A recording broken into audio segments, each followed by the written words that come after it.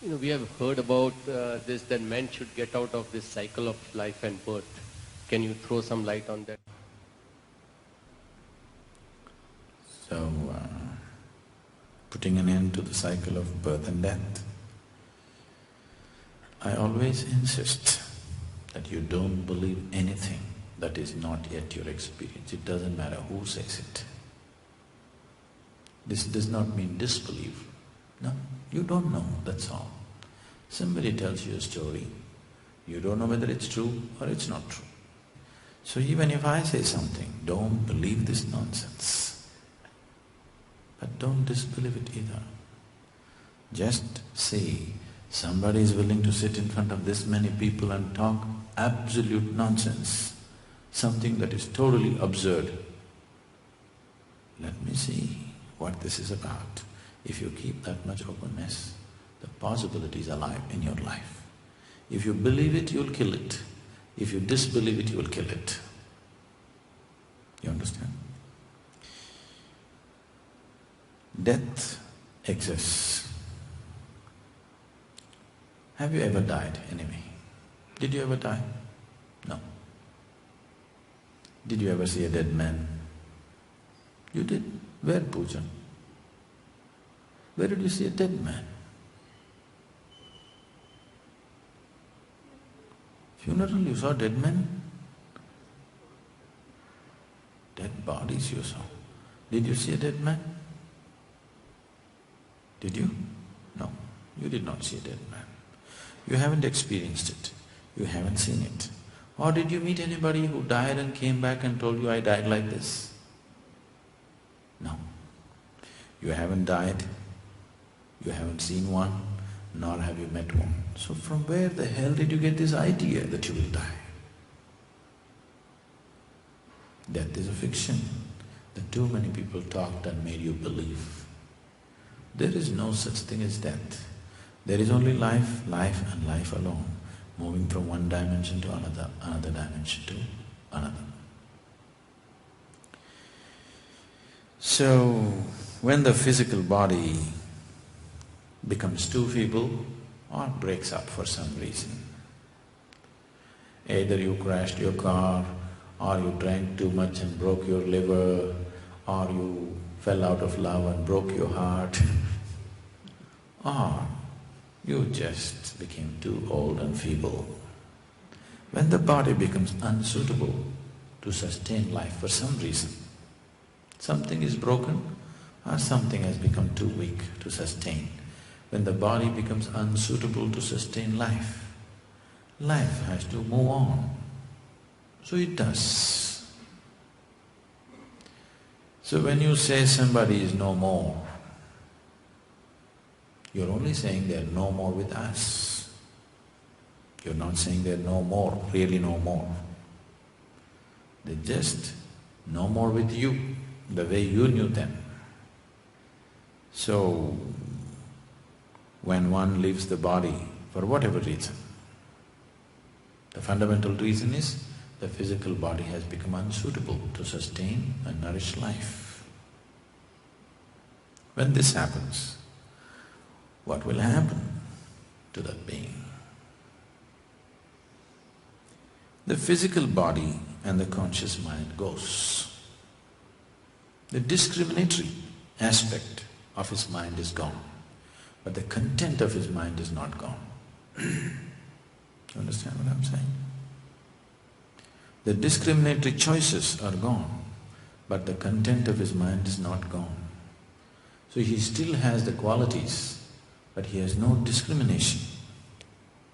So one thing that you need to understand is, when somebody dies, as you know, death today, it doesn't matter, he happens to be your father, your mother, your husband, your wife, your child, how dear a friend he was, it doesn't matter. The moment he leaves the body, he's got nothing to do with you. Because everything that he knew about you is physical, isn't it? When I say physical, not just of the body, of the mind and emotion. All that you know about that person and all that that person knows about you is either physical body or mind or emotion all these things belong to the sphere of the physical. So when he leaves the physical, all the things are gone and there is nothing like me and my father, dead father. Once he's dead, he's not your father, he's over. So now, once the discriminatory mind is gone, he will only proceed according to his tendencies. This is the reason in India so much significance is given as to how a person dies, so that we can set up some kind of orientation to the tendencies with which he will flow. It doesn't matter how he lived, when the last moment comes, we'll say Ram, Nam and this one and that one, whatever people know. But fundamentally the idea is to create some sense of awareness that he doesn't die in fear and greed and whatever else. Because that final moment of transition tends to become his quality in a big way. It becomes one of the major tendencies of his further progression. You can try this with your sleep tonight. That final moment when you're moving from wakefulness to sleep, that final moment when you're transiting from wakefulness to sleep, that last moment, if you can simply be aware, see if you can, but you will see, if you try to be aware, you will be awake. Only when you lose your awareness, you will fall asleep. If you can manage awareness, something tremendous will happen. If that is not possible, at least try to bring some quality to the last few moments of your falling asleep. Let's say you make it very loving within yourself, or you make it very happy within yourself. You will see that quality will continue through the sleep, always. If you can bring that some quality to the last moment of transition from wakefulness to sleep, that quality will continue. That's exactly what will happen with death also. If the final moment a certain quality is brought in, then that quality will continue. It is because of this understanding. You know, in India when people want to die, they don't want to die in Mumbai, they want to go to Varanasi and die. You know, still people go. There used to be a major… Varanasi is a death place. People used to go there, in lakhs of people used to go there just to wait and die. Because for centuries, this has been one place which was concentrated with any number of enlightened beings. Not anymore. But it used to be a center. So people thought if they go there and die, there was always help coming. They could die in a right kind of condition. So, this cycle, suppose the body broke because of some reason, the life energy is still vibrant. When the life energies are still vibrant, if the body breaks, either because you shot yourself, or you crashed yourself, or you drank yourself to death, or whatever, your life energies did not become feeble, they're still vibrant, but the body broke for some reason. Now, this being will have a long transition because the vibrancy of the energy is still there, it has to wear itself out. There is something called as prarabdha. Oh, you heard of what's prarabdha? Prarabdha means it's the allotted karma for one lifetime. Because the stock that you have, if all of it comes into one life, you can't live. You have a warehouse. This warehouse is referred to as sanchita. You can't handle the warehouse of karma. So a retail stock is been given to you to dispense in this life. But generally most people gather more new stock than getting rid of the old stock. In the process of getting rid of this much stock, they gather that much. So it goes on and on and on. Because of this, a certain vibrancy is there in life energy. Unless it becomes feeble, he cannot find another body. If you have to leave this body, your energy should become feeble. If you have to enter another body, your energies have to become feeble. This is what is referred to as samadhi, where you consciously lower the intensity of your life energy. You become so feeble that you can slip out of your body if you wish. And you can slip into something else because your energies have become so feeble. They don't have the vibrance of normal existence.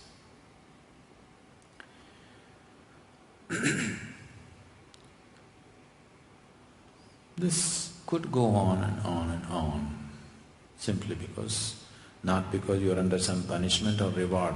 It is just nature, just finding its own cycle. So when certain awareness arises within you, not because you read something, somewhere you began to feel the meaninglessness of the cycle. It's all nice, we're enjoying it, but just going on and on and on doesn't make sense. When that awareness comes, that is when you start talking about mukti. Mukti means you want to become free from the process of life and death. Not because you're suffering. Suffering people cannot attain mukti.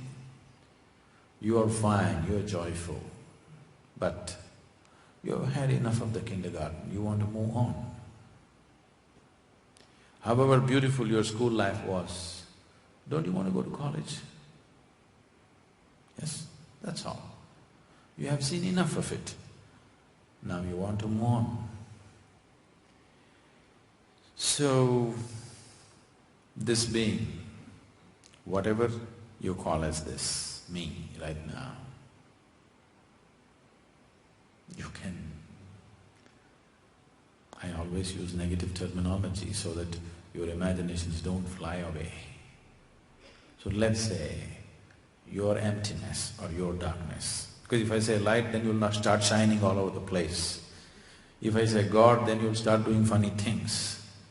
This empty darkness that you are, you can't imagine much about darkness, isn't it? You wouldn't like to talk to anybody, I'm darkness. But if I say you're light, immediately you would like to go and tell your neighbor, I'm divine light. So we always use negative terminology so that your imagination doesn't fly off and make you very hallucinatory. So this empty space within you is like a bubble. Karma is the wall of the bubble. Without karmic substance, you have no existence. Karma is not your enemy. It's only because of karmic substance you are glued to the body. If all your karma is removed, you cannot be held in the body. So it is a bubble. Even though you slip out of the physical body, this bubble is on. And once it loses its vibrance, it will find another body, naturally. So we want to prick the bubble right now. When you say, I want mukti, what you're saying is you want to prick the bubble in such a way that this emptiness which is enclosed within the bubble bursts and… Let's say we blow bubbles here now, lots of bubbles. But the moment they burst, the air inside the bubble, where did it go? It's become part of everything. So, mukti means just that. Enlightenment also means the same thing. If you are not aware of this already, for most beings their moment of enlightenment and their moment of leaving the body is always same. Just a few who know the tricks of the body, who know the fundamental mechanics of the body, manage to retain the body for a certain period of time. Otherwise, moment of enlightenment and moment of leaving the body is same. If the life energies become overly intense, you cannot keep the body. If the life energies become feeble, you cannot keep the body. Only if it's in a certain, band of intensity, you can hold on to the body. If you raise the intensity beyond a certain pitch, you will leave. If you drop it below a certain thing, you will leave. So these are the two types of yoga that you see in the world. One is withdrawing, so that you become feeble, so that you can go. Another is revving up to a high pitch, so that intensity is so much the physical cannot hold you anymore. So both the ways, if it becomes too intense or too feeble, the physical cannot hold you anymore. So two types of yogas are being done, some to become feeble, some to become intense. Socially, the intense thing may be more appreciated, but it doesn't mean anything. What somebody thinks of you has no existential relevance, has some social relevance. But existentially what the world thinks about you or what you think about yourself above all has no relevance at all. When you say spirituality, you are saying how to progress existentially, not socially, not psychologically, not emotionally. You want to progress on the existential level, you want to go somewhere really. Because your emotion, your society, your psychology is all just pure imagination. Yes? Yes, sir? You don't like it, is it? Isn't it so? Maybe sometimes pleasant imagination, but still imagination, isn't it? So, the progression of a being beyond his body is not dependent upon who he was in the world, what he thought of himself, what everybody thought of himself, what everybody thought of him. It simply depends on how conscious he is, what he has generated beyond the physical within himself. So if one wants to really become free from the whole process, there are many methods to go near to that. But ultimately, if one bursts the bubble, because you can do conscious action only when you're in the body. Once you leave the body, there is no conscious action because discriminatory aspect of the intellect is taken away from you. Why human birth is considered so valuable is mainly because of this. Only in this one birth, being a human being, you can use your discrimination and act consciously. It doesn't matter what kind of life you have lived till now. This moment you can still act consciously, isn't it? Yes? You have lived a most horrible life. It doesn't matter. This moment you can still act consciously. That freedom and that discretion is always with you. So if this consciousness arises, or a certain intensity is picked up, or if an intensity is dropped beyond a certain point, you become unsuitable for living in the body. When that situation arises, there are possibilities for you to break the bubble completely. If you want to break the bubble and still retain the body, then you need engineering. You need to know all the tricks. Or you have to do some conscious karma to retain the body. Any number of things that people do. I don't wish to speak about myself because so many things are happening with me. For example, Ramakrishna Paramahamsa, a fantastic human being, a very crystallized consciousness. During his own lifetime, people saw him godlike. But Ramakrishna was mad about food. Do you know this? He was insane about food. Now he will be talking to his disciples and say, please wait. He will go to the kitchen and ask Sharada, what's cooking today? He was just madly taken by food. Sharada felt so ashamed of him. Why are you like this? I am not concerned about food. We see you godlike and you are crazy about food. What is this? He would say, so it's okay, but what's cooking? One particular day she was so ashamed of him and she became angry. She became angry and angry words flew out of her. Then Ramakrishna said, the day you bring the thali, one day, he always, that part of the country, it's pre-served plate. Here also you eat in the thali? Okay. Especially in Bengal, the thali is so big and it's all pre-served. and he always sat on a swing and ate his food. So he said, when you bring the thali on a certain day, if I show no interest in the food, you must know there are only 3 more days left. This is 6 years later. She took the food to him and he turned away. Suddenly she remembered and she broke down and cried. He said, there's no point crying now, time is up. He was using food as a conscious karma to create a desire. Conscious desire every day, at least 10 times a day, he has to think of food to keep the body going. Otherwise, if he sits here like this, he will leave the body. He's planned out some work for himself, so he wants to hold on to the body for some more time. Like this, different yogis create different methods. Some are simple, some are very complex, various kinds of processes. Once the bubble is gone and you're just keeping it consciously there, in many ways you're existentially not on account. You described the various kinds of bodies, and then you said there is a transition body and then there's an energy body. Energy body and then a transition. You don't create it, it's there. Generally in English it is referred to as the etheric body. You know, people are talking about ether. You know what's ether? Not Easter, ether. Ether is a non-physical. Generally it's assumed as non-physical. It is not totally non-physical. It is a transition between physical and non-physical. What is non-physical is never in your perception, unless you become that. What is physical can be brought into your perception.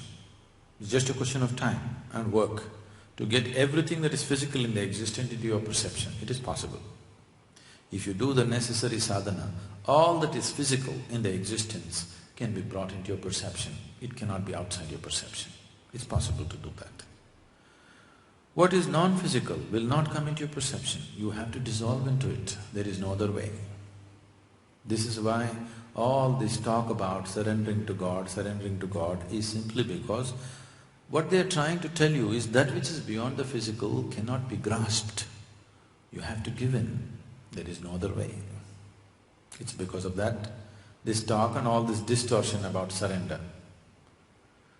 Because that which is beyond the physical cannot be grasped by you in any way. You can only merge with it, you can only dissolve into it. The word surrender is not the right word, but that's been commonly in usage. So this dimension, which is a transition between physical and non-physical, can also be grasped to some extent. So it is not that you create it, it is there.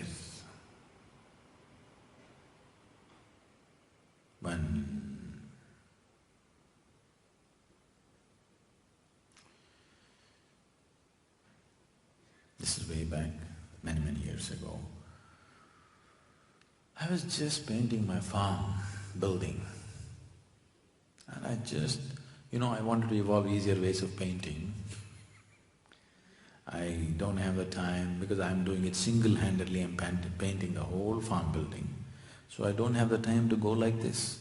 So what I do, I dip and just walk from one end to another, and I dip and walk from one end to another. So first smear I dipped and walked. Here it came out thick. As it went, it became thinner and disappeared. I just sat there and it just blew my mind totally, because the whole existence was right there for me. This is all the existence is. Something is gross, it becomes subtler, and it becomes non-material. When it becomes non-material, you call it divine. Very gross, you call it rock or matter. In between there are many levels of subtleness or grossness. That's all existence is. So that point where the paint is very thin is what you're talking about.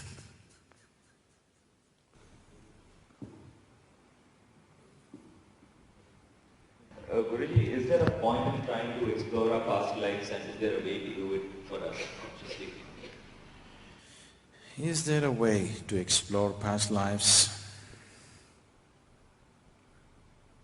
I know a lot of absolutely ridiculous things are going on in Bombay about exploring one's past lives. Meher, you did?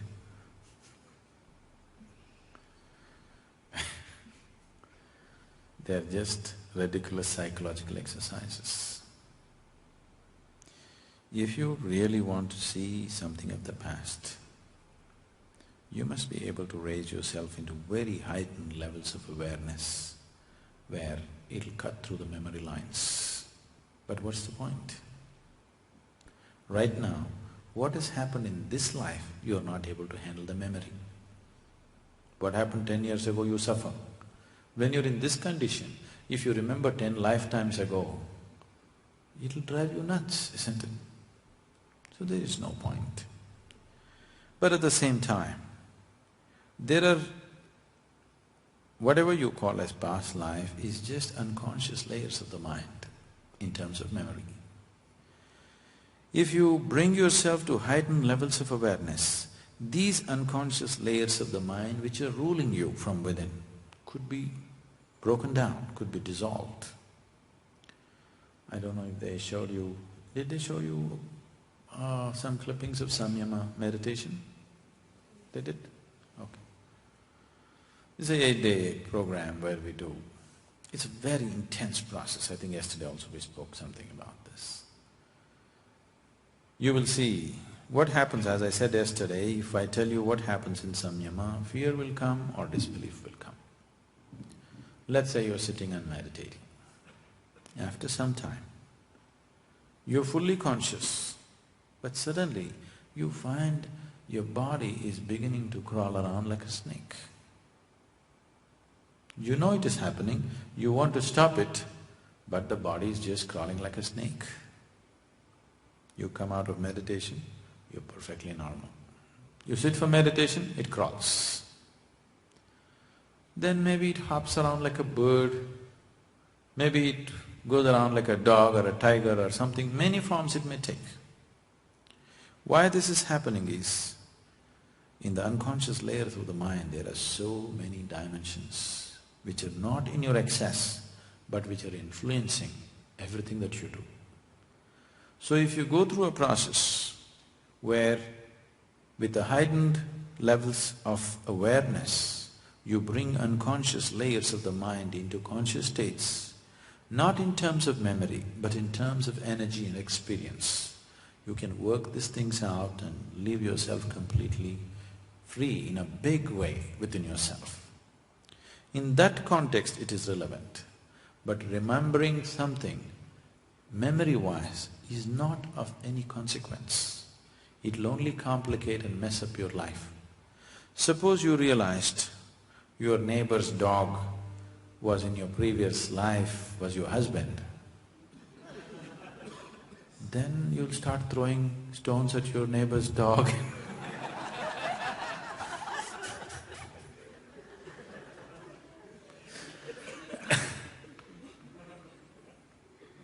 I don't know whether you'll go and kiss him or you'll throw stones at him. Both ways it's dangerous, isn't it? Because he doesn't remember. You're throwing stones at him, you will get into trouble with the neighbor. If you want to kiss him, you'll get into trouble with the dog. So, it's not safe for you, it's not necessary for you. But on a different plane, if you can bring it into your experience without going through the memory process, then it becomes a way of liberating yourself in a certain way. Samyama is a very… what we do is known as karma samyama. There are various types of samyamas, that's why it's karma samyama, where layers and layers of past unconscious mind will just come up and work itself out if you move to a certain level of intense awareness. No suggestions are given to you, no guidance is given to you. Just as you become more aware, suddenly you see the whole body goes through. See, what happens in the mind is never trustworthy. Mind can deceive you in a million different ways. But what happens in the body is real, isn't it? Yes? Has your body ever lied to you? Your mind has lied to you 1,000,000 times, isn't it so? Body has never lied to you. So that's why we always want these things to happen physiologically, energy-wise, not on the level of the mind, because mind is capable of unlimited hallucination. It can create anything and make you believe it's real. These things are being done in such unscrupulous ways. A lady, she's now in United States for many years. They made it very big in United States. At one time, on a particular year, this couple earned the maximum amount on the share market. They were the biggest earners on the share market on that particular year. So you can imagine, in United States, the biggest earner per particular year means what they would have earned, okay? Big money they got into. And she's gotten into this whole thing that now she's mad about all this Hollywood stuff and all this. She's got homes, a couple of homes in Beverly Hills and here, there, everything just to be around there in the scene. And she's gotten hooked onto a psychic who charges $90 per hour consultation on the telephone. In person it is more. So this psychic has been telling this lady, which this lady firmly believes. So the psychic told her that in your previous life, Tom Cruise was your husband. Richard Gere was your father. So you just have to be around. They will notice you today or tomorrow. So the husband is going nuts because the woman is trying to somehow fall into the eyes of Tom Cruise, throwing parties and buying homes around the place. The husband is just going crazy. Then it came to my notice. So somehow this lady landed up with me and she's 100% sure that in her previous life Tom Cruise was her husband. I knew she's strong on that, so I said, okay, it must have been. But I also knew Tom Cruise in his last life. He was one of the ugliest human beings in his last life, do you know? Huh? She never imagined that he could have a different body. She thought he will be just like that. So I said, I knew him very well in the past life. And he was so ugly, unbearably, do you remember? She just went crazy.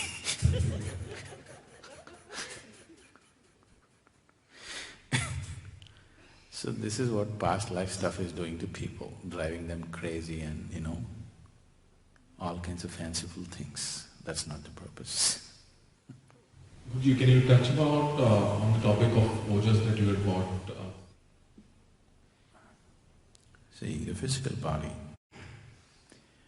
one of the 3 main processes which must happen to keep the physical body going is respiration, ingestion and excretion.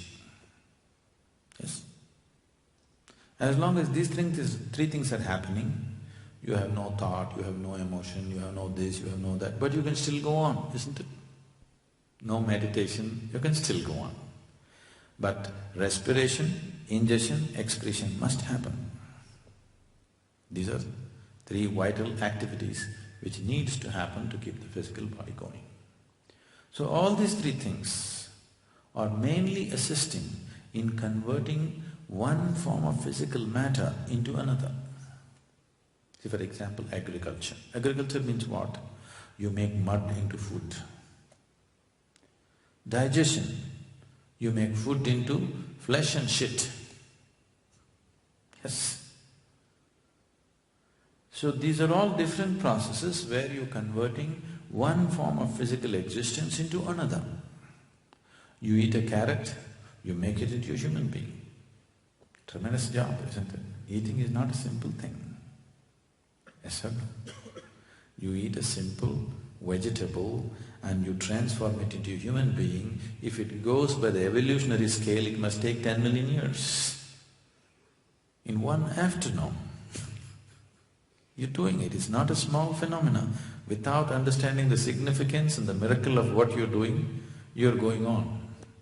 But if you understand and if you really experience the miracle that you are converting simple things like water and food into a human possibility, it's a tremendous job that you're doing, isn't it? So, always converting one form of physical into another is a natural process which is happening in you. Now, this is nature. If you go by the laws of nature, if you go by the laws of physical nature, let me identify it that way, then naturally self-preservation is the main instinct and the main process. So all these three things of respiration, ingestion, excretion also connected with self-preservation. If self-preservation is happening well, then the next immediate thing that the physical existence demands is procreation. But that is also self-preservation, preservation of the race, isn't it? So even procreation can be merged as self-preservation, secondary level of self-preservation. But all of it, the physical knows only self-preservation, nothing else but self-preservation, and it's good. If the physical did not have any sense of self-preservation, then you wouldn't exist.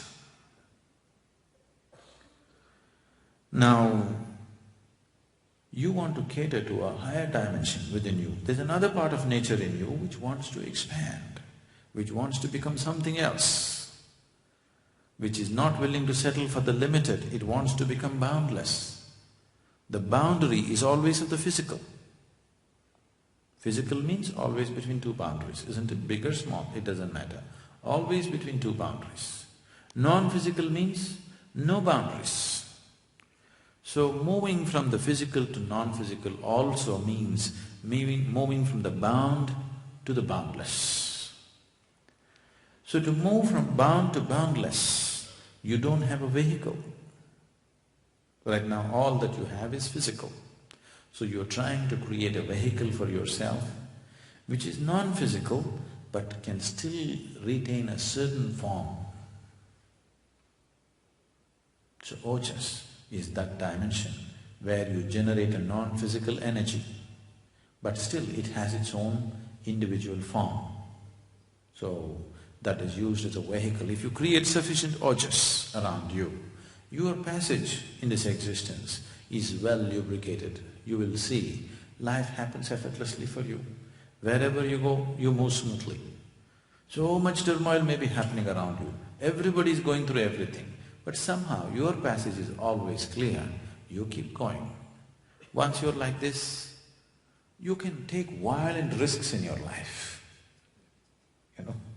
Recklessly you can live. At least other people think you're reckless, but you know where you're going, so there is no hassle about it. One can live in such a way that other people think is superhuman, simply because you have a well-rounded ojas hanging around you, your passage is well lubricated in the existence.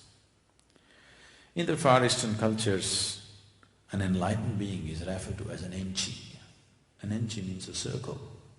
Why they're referring to him as a circle is a shape of least resistance.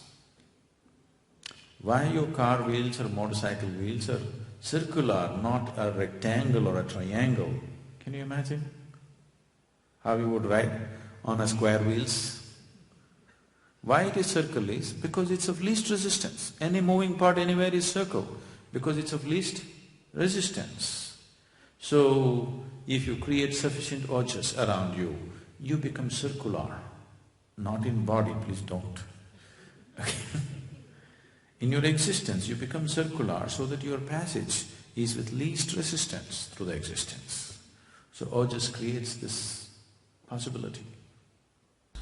Will make you successful. Aspiration is just an initial starting point. Just because you aspire for success, just because you aspire for prosperity, just because you aspire for well-being, it doesn't happen. Ability to be informed. It is because we are capable of making ourselves informed about various things. Many beautiful things have happened in our lives, many. The very basis of civilization